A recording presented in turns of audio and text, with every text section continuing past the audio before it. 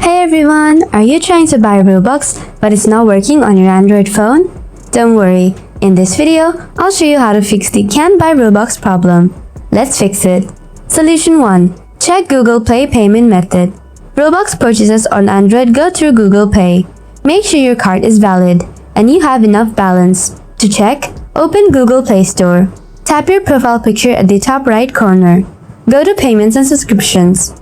Tap Payment Methods. Update or add a new payment method if needed. Solution 2. Clear Roblox app cache. Sometimes the app glitches.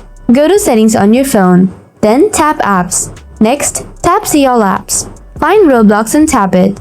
Now tap Storage. Then tap Clear Cache. Do not tap Clear Data unless necessary. Restart the app and try again.